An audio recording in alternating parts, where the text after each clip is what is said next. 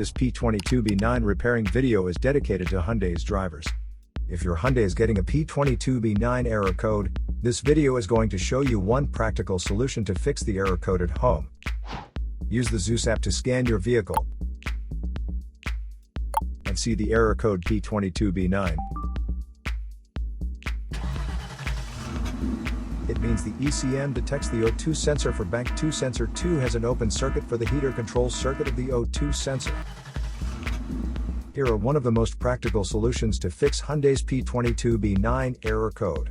Method A, the oxygen sensor. This oxygen sensor is located right after the catalytic converter.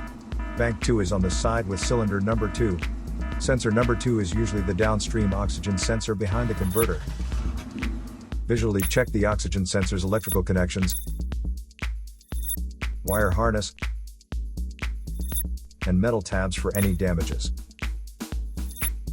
If damages are found, then replace the oxygen sensor.